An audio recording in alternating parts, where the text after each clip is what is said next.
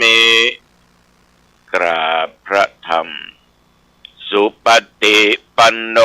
ภควโตสาวกสังโฆสังฆังนะมามิกราบพระสงฆ์นะโมตัสสะภะคะวะโตอะระหะโตสัมมาสัมพุทธัสสะนะโมตัสสะภะคะวะโตอะระหะโตสัมมาสัมพุทธัสสะนะโมตัสสะภะคะวะโตอะระหะโต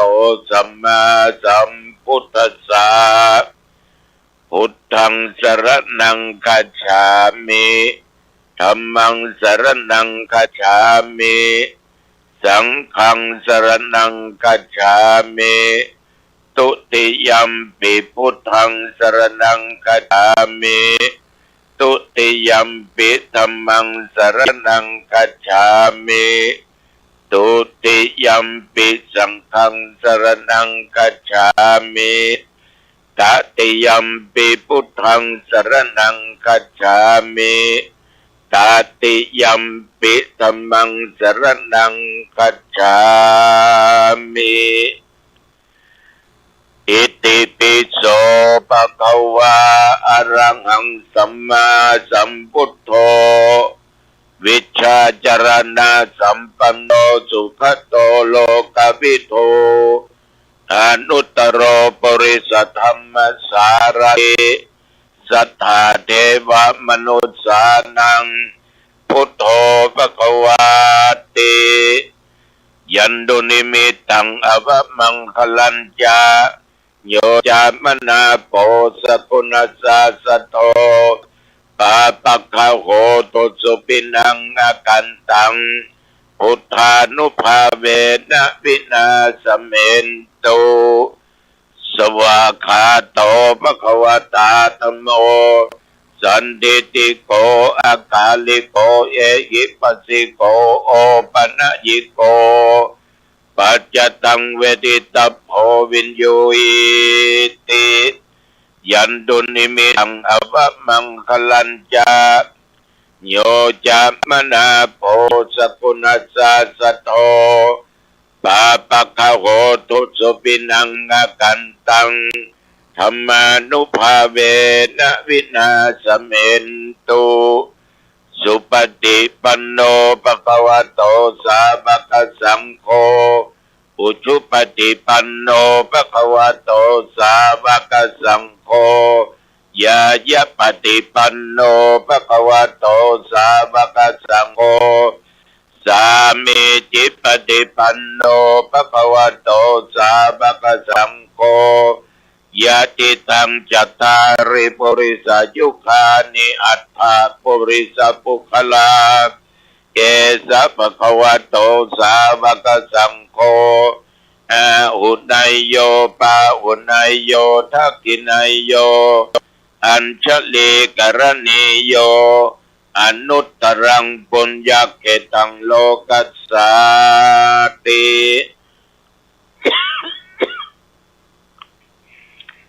ยันตุนิมิตังอวมังคลัญจา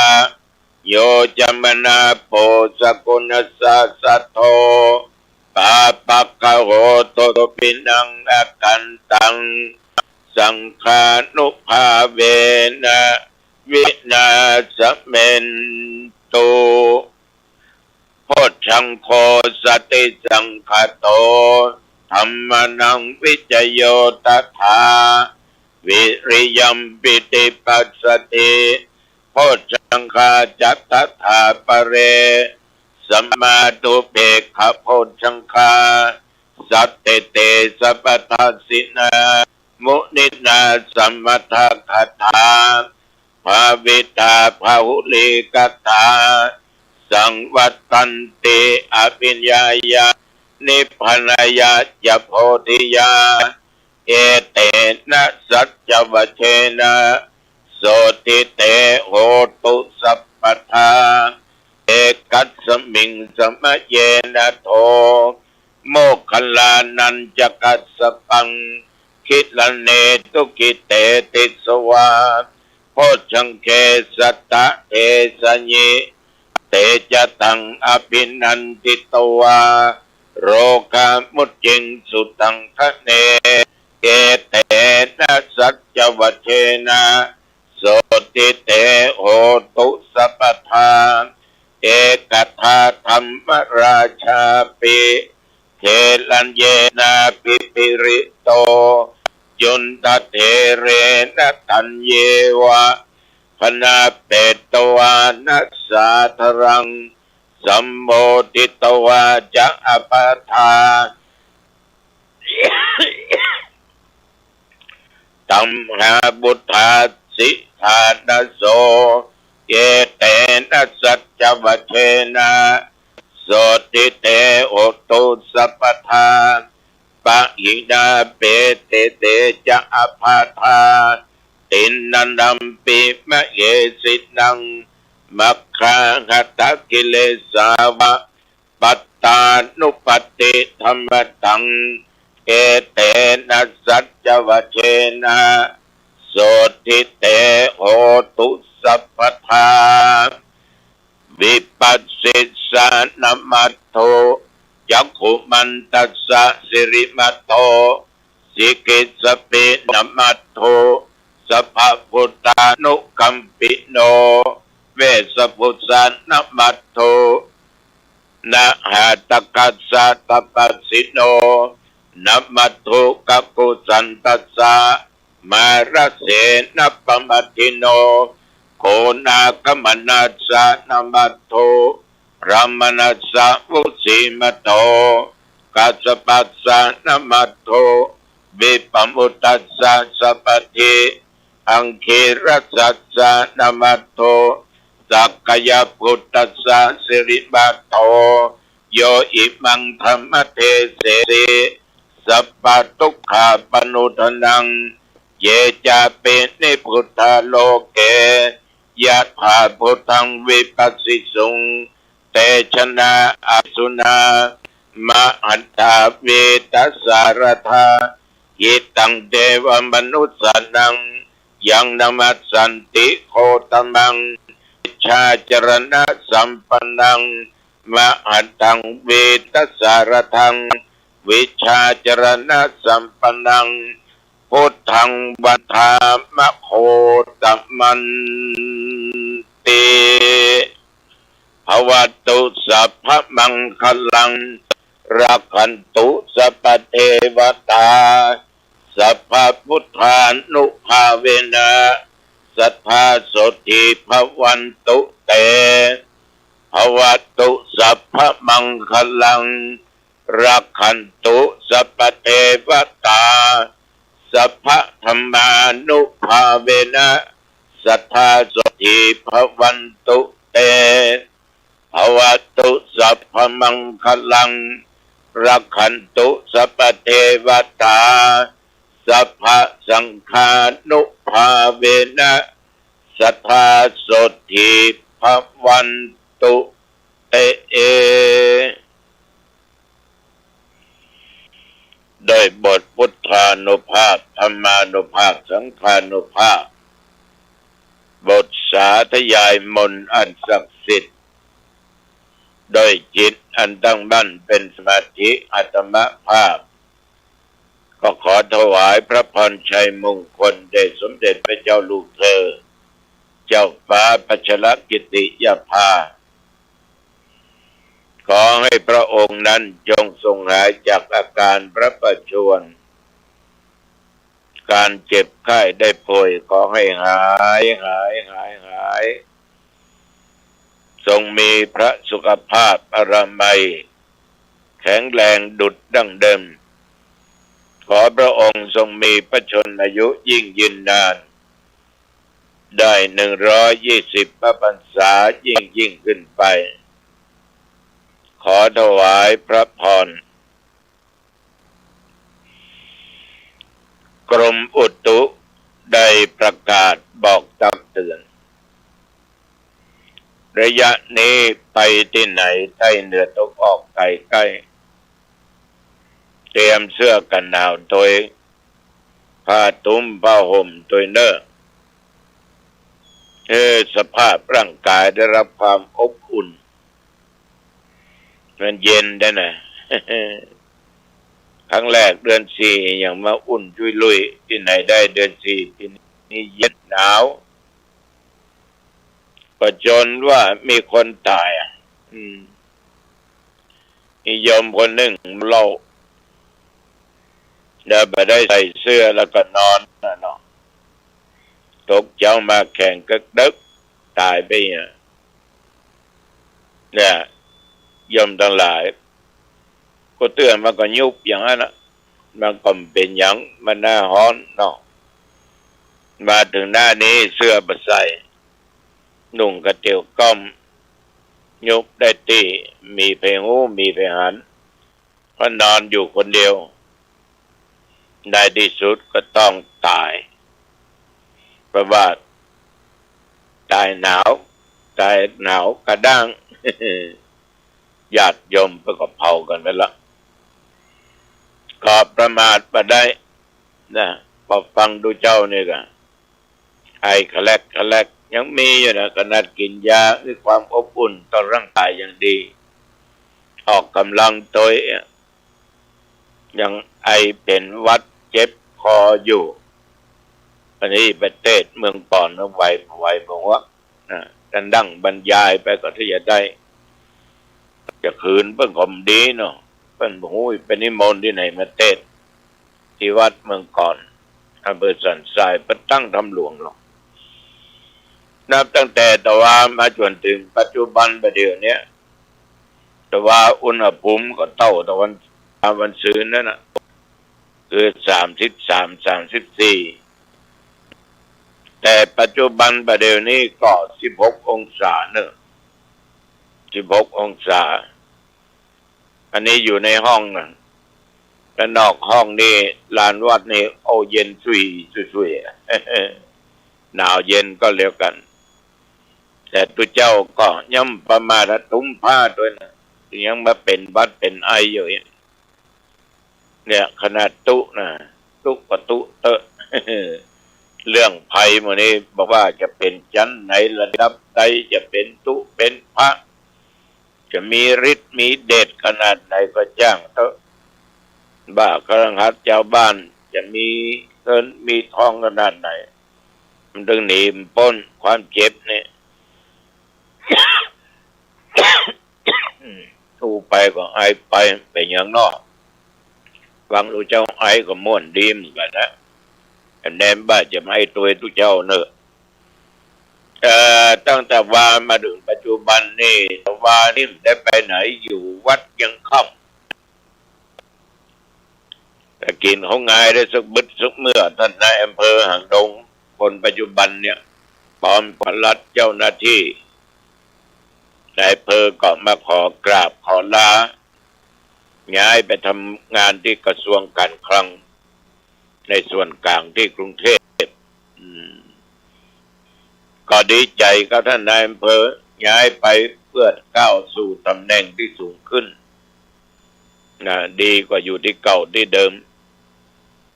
ก็ผูกข้อมือปันโจกปันใจเอาของดีๆ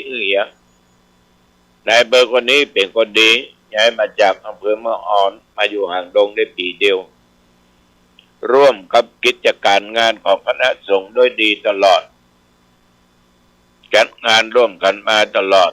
แล้วก็เป็นที่ฮักของกำนันผู้ใหญ่บ้านต่อเพื่อนพ้องเป็นน้องชาวบ้านถอยเป็นนายอำเภอที่ติดดินเรียกว่าเป็นนายคนที่มีศีลมีธรรมมีน้ำจิตน้ำใจไปที่ไหนจะย้ายไปที่ไหนทุกเจ้าก็ส่งทุกเจ้าก็อินดูเมตตาชาวบ้านก็เสียดายกันคนเราเนี่ยญาติโยมอยู่ที่ไหนเปิ้นฮักเปิ้นก็ถึงฮักอยู่ที่ไหนเปิ้นจังเปิ้นก็ถึงจังเพราะว่าเป็นคฤหัสถ์ชาวบ้านเพราะว่าเป็นตุเป็นพระทุกเจ้าก็อย่างเดียวกันอยู่วัดไหนถ้าก็จังเขาก็ถึงจังนะไป ญาติโยมท่านผู้ฟังทั้งหลายทุกสิ่งมันก็เป็นไปเรื่องของกรรมของเวรเนาะแล้วก็ว่าก็บ้านหนองตองก็มีงานข่าวดำก็ไปตามปกติค่ำมาก็เดินออกกำลังกายอย่างแต่ว่านี่ก็ตึมไปไหนก็พักผ่อนมาค่ำมาคืนก็อยู่กับวัดก็ว่าแล้ววันพุธนี่ก็จะมีการบวชพระเจ้าตนหนึ่งก็จะไปนอนที่สำนักปฏิบัติธรรมนะที่สันศึกษาธรรมปฏิบัติธรรมก็ไม่ออกญาติโยมท่านผู้ฟังทั้งหลายที่นอกนะก็สร้างแล้วก็จะทำบุญในวันที่20 เดือนเมษายนเนอะให้เป็นแฟนและการธรรมะพากันไปร่วมกันเนอะไปร่วมกันพระเจ้าก็ทำบุญในกรรมอุทิศส่วนบุญกุศลแก่ผู้วายชนไปที่ได้ช่วยกันคิดช่วยกันสร้างก็อยู่สืบต่อพุทธศาสนาสร้างไว้อย่างนั้นนะมันก็มีญาติโยมบางท่านบางคนเนาะที่เป็นข้าวกันบอกว่าตุเจ้าบดีก็จะเป็นอย่างบล่ำบเหลืออยู่ตน2 ตนนั่นนะนอนจนพอบะเสียงจะแปลงมันอย่างก็โอ้ยก็แปลงอยู่บ่ได้มันอย่างสร้างเบกเขาไม่ได้อยู่กับรุ่นหลังอยู่ต่อไปมันมีไปอยู่เลยแห้งมันก็อย่าเป็นอนุสรณ์ไว้นะมันมีหน้าที่เกิดสร้างก็เกิดสร้างไปแต่ก็สร้างไปตามที่จะสร้างได้ไม่ใช่ว่าจะทำระโหฐานขนาดไหนฉะนั้นทุกอย่างก็เกิดจากศรัทธาพอเป็นมีจิตศรัทธาจะแปลงจะสร้างก็คือเปิ้นสร้างหรือเปิ้นแปลงเพราะเราทุกคนเนี่ยสอนกันคือสร้างคุณงามความดีสร้างบุญสร้างกุศลเปิ้นก็ต้องทำคุณงามความดีนี่นะตามกำลังศรัทธาตามกำลังแรงกำลังทรัพย์ของเปิ้นก็สรุปได้ง่ายๆเนอะพระเจ้าได้ไปบังคับไปใดๆทั้งสิ้นคุณต้องสร้างอันนี้คือฉันคุณต้องแบ่งอันนี้ราคาเท่านี้คุณต้องจ่ายสตางค์มาบ่มีพระเจ้าเคยอู้อย่างนั้นพระเจ้ามีแต่เมตตาธรรมเมื่อใครเสนอมาก็อนุโมทนาสาธุกับเปิ้ลฉะนั้นญาติโยมเสนาสนะที่อยู่ที่อาศัยเนี่ยมันก็สำคัญยิ่งคนบางคนนี่บางคนจะรู้ไปในก็ว่าคนขนาดพวกแผงบ้านสมัยก่อนนี่มีหมู่บ้านหนึ่งพอออกคนนี้มันก็เป็นศาลานะมันก็เป็นศาลาอันนี้เจ้าบ้านเปิดแผงบ้านขึ้นมาสมัยก่อนก็เป็นช่วยกันแล้วเนาะช่วยกันขุดหลุมปกเสาปดตอกเสาเอกเสามงคลปัญญากันลุบลับความสามัคคีเกิดขึ้นในหมู่บ้านแม่บ้านก็ยะกินกันแล้วบะแกงอ้อมก็ทำน้ำพริกก็จ่อประกาศจ่อกาก็ลาบปกปักนันวันไหวเดือดกันอดเอาเคยหัวคะเคะมันก็ม่วนญาติโยมได้จ้างก็หรอกตอกปกเสาก็ใส่แบงใส่ใส่แปะบ้านหลังเดียวช่วยกันถึงบ้านแต่ว่ามีคนหนึ่งฟังเปิ้นแปลงที่ไหนมันเป็นตีเพราะอะน่าจะอย่างอันน่าจะอย่างอีทรงนี้บางงามทรงนั้นบางงามเจ้าของบอกว่าเขาจะเอาอย่างเอี้ยเอาหันแบบไปแล้วแต่ก่อนว่าต้องมาเขียนแบบเราไปหันที่ไหนมาเพิ่งใจเพิ่งเอาอย่างอันเนี่ยมันตึงฝังไปเอวเตโมดเตอย่างเปิ้นตัวคนเดียวจะเอาแปะเปิ้นจุงโมคนเอานี่ญาติโยมในสังคมที่อยู่ด้วยกันถึงวันเนี่ยว่าวัดว่าบ้านการการจาต่างความคิดต่างวาระมันก็จะมีความขัดแย้งกันแต่เขาก็จะไปถืออัตตาตัวตน จะไปถือว่าตัวเองหูคนเดียวหลวกคนเดียวคนอื่นนั้นบรรลวกเท่าตัวถ้าเป็นเนี่ยอย่างที่บัดถูกเป็นตกลงเอาอย่างที่คัดนะคัด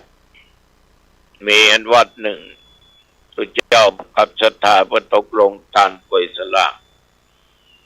วันที่เดือนพศนั้นเป็นตกลงเรียบร้อยเวลาเปิ้นมาประชุมมันไปดึกมาเปี่ยวกับมาเดือนตู้หลวงคิดดีแล้วกะจะตานกวยสลากะข้าประทานเนอะถ้าจะตานเนี่ยต้องเลื่อนไปอุ่นสักเกินเดือนข้าจะตานเป็นย้ายประธานก็ข้าบ่ได้มาคือความคิดหันเนี่ยแสดงว่ามันเอาความคิดหันมันเป็นใหญ่เจ้าบ้านเจ้าจองถึงวัดถึงบ้านคณะกรรมการเป็นตกลงกำหนดกันเรียบร้อยมันเหมาไม่เอาความคิดเห็นของวันต้องเอาแปม10 กว่าวันก็มันตั้งเป้าไว้อย่างนั้นเนาะตัวหลวงก็ถึงฟังเจ้าบ้านก็ถึงฟังเป็นโคตรเป็นเกียรติเกี่ยวอู้บ้านเหนือบ้านใต้อย่างอันอย่างเอาแอนตุบัตตานหนึ่งกุยสลากเขาก็ตานก็ปล่อยเขาตานเถอะ คนมันเอาความคิดตัวเองเป็นใหญ่แล้วอยู่กับหมู่กับคณะมาได้พอออกไม่ออกเอาอยู่ร่วมกันนี่ต้องพักกันสมัครสมานสามัคคีกันปีหูสองน้องหูหนึ่งเนี่ยช่วยกันพิจารณาช่วยกันผิดพลาดไปก็แก้ไขช่วยกันจะซ้ำเติมกันอันนี้ยังชอบซ้ำเติมกันแต่ว่าตัวเจ้าคนบ้านนะถ้าไปทำผิดบืนปากใส่เล่าน่าจะควรซ้ำเติมมาถึงแตะมาถึงอย่างอันแตะอีนี่ไอ้นั้นอีน่ะตัวเจ้าก็อย่างเดียวกันแต่ตนนั้นพลาดผ้าไปซ้ำเติมนะอันมาถึงตนนี้นะถ้าจะมีแตะทั้งที่ตัวเองก็ไม่ได้อยู่ใกล้ชิดกับหัวข้อมูลอย่างต่างๆนั่นนะนี่หลายตนที่ชอบซ้ำเติมหน้าที่หาทางแก้ไขด้วยกันแต่ซ้ำเติมกันคงกระนำกับญาติกับโยมไปตรงกันข้ามก็มีฉะนั้นญาติโยมสังคมคนนี้อยู่ด้วยกันอยู่คนเดียวระวังความคิดเนอะมันจะเป็นบ้าถ้าอยู่กับหมู่มากก็จะไปเอาอัตตาจะไปเอาตัวตนเป็นใหญ่เนอะนะฟังเปิ้นป้องทุกสิ่งทุกอย่างนั้นน่ะมันมีคุณค่าหมดเมื่อเฮาฟังกันบักคัดกันมารวมกันอันใดถูกต้องที่สุดก็เอาสิ่งเหล่านั้นอันใดที่มันคัดละก็ช่วยกันแก้ไขและทุกอย่างก็สำเร็จไปด้วยดีมีปัญหาใดๆทั้งสิ้นอันนี้ทุกเจ้าก็ขอฝากมาเนอะกับญาติกับโยมท่านผู้ฟังทั้งหลายเอาละเวลาพอสมควรอายุวันโนสุขังพลังพบกันใหม่โอกาสหน้าเจริญพร